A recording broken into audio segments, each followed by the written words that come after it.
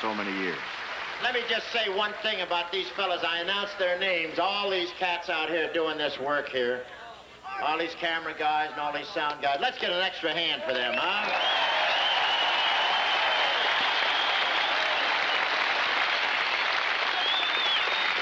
You know, Fran is going to sing a chorus of Silent Night, and then we want you all to join us in the second chorus. And if you can't think of the words, move your lips and we'll dub in something from some other bass, huh? Here we go.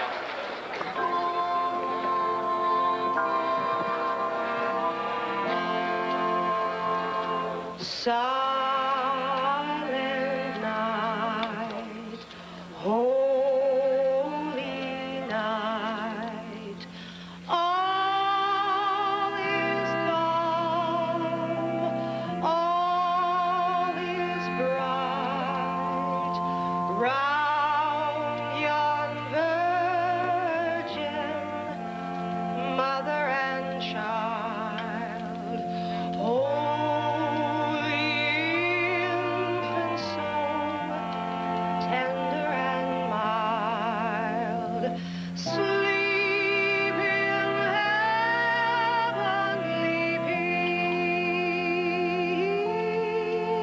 peace, sleep in heavenly peace. Everybody.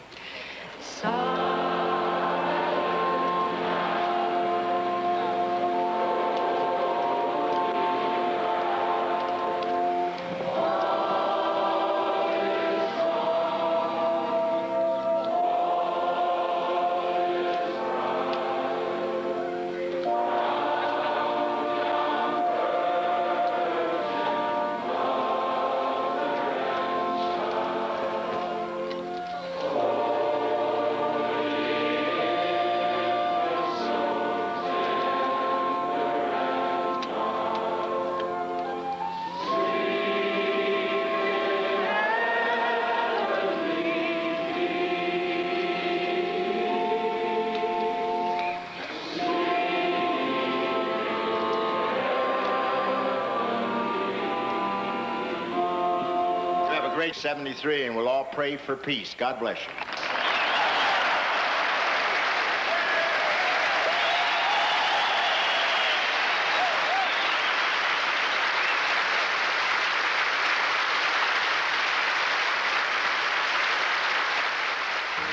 Well, that's it, except for a stop at Wake Island, where we refueled the band and did a stand-up show at midnight for everybody on the island.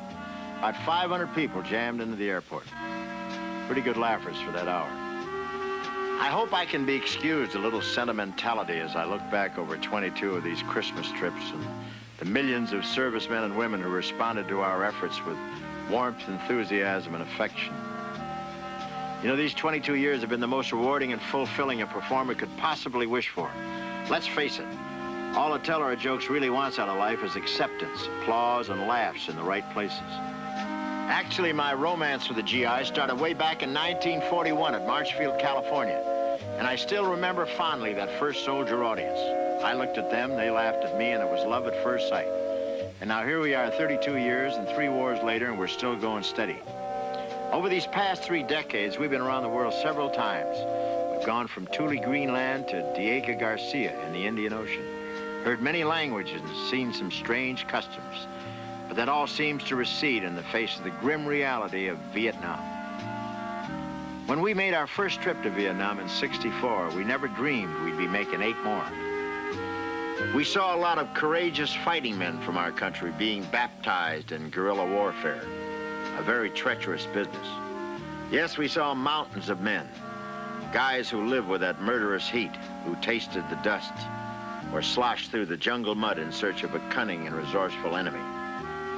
We'll never forget them. The river rats at Dong Tam, the dust-offs at Cu Chi, the Jolly Greens and the Sandys at Nakhon Phanom, the grunts at Pleiku, the Marines at Da Nang and Chu Lai, and all the fighter pilots on the carriers on Yankee Station in the South China Sea. And just a couple of headlines ago, the B-52 pilots and crewmen who braved the flak-filled skies over North Vietnam. They all met the challenge with fantastic courage and good humor. Over the past 9 years, we've seen the number of men in Vietnam dwindle dramatically from a high of 500,000 to about 25,000 still there. You remember this scene? This is how we saw Long Binh a year ago. They were wonderful audiences. They waited for us in the rain and the heat, but nothing could dampen their spirits. Well, this is how Long Binh looks now. And this is how it should be. All those happy, smiling, beautiful faces are gone. But most of them are really where they belong, home with their loved ones. All of us who've been on these trips have many vivid memories of Vietnam, the heartbreak of our visits to hospitals, and witnessing that incredible fortitude of the wounded. We remember the hospital ship off Da Nang, where Vietnamese children suffering from all the ailments that come with war were given expert care and treatment by our doctors and nurses. Everywhere we witnessed the kindness and humanity of our GIs. They went out of their way to help the civilian population with their time, their money, and their goodwill. I can tell you that they're more concerned with building and healing than destroying. We'll always be grateful to the many people who made these shows possible, men like Senator Stuart Symington, who started the whole thing, the late beloved General Rosie O'Donnell, who, as head of the USO, kept us safe and comfortable and smoothed out all the rough spots. Neil Armstrong, who was a living reminder to our GIs of the greatness America can achieve. President and Mrs. Nixon for launching one of our Christmas shows. General Westmoreland cheering us on at Saigon. General Creighton Abrams giving the peace sign. And we'll never forget Admiral John McCain for his inspiring visits at Cu Chi and Da Nang. And of course, we owe a great debt to the many talented performers who made these trips.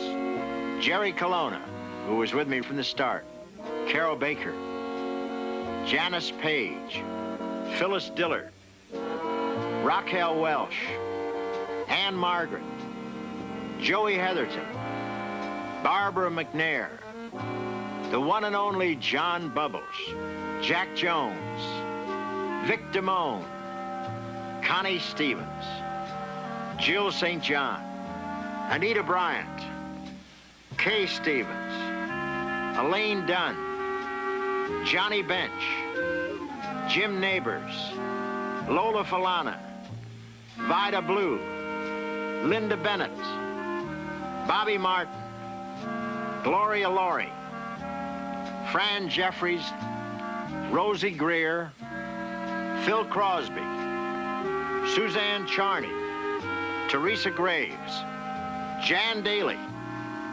the Gold Diggers, also to Billy Graham, the late Cardinal Spellman for some comforting moments, and all the Miss Worlds from around the globe.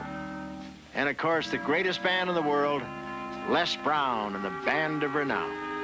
To the Military Airlift Command, the Tactical Airlift Wing, to my travel agents at the Pentagon, to the USO Howard Miller, Harvey Firestone, and to all those who toil behind the scenes. And to the sponsors who picked up the tab for these pictures that we brought to the families of all these great Americans we met on these trips, my eternal gratitude. And especially to the millions of guys we played to in every latitude and every longitude around the world. Thank you for Christmases I'll never forget. Good night.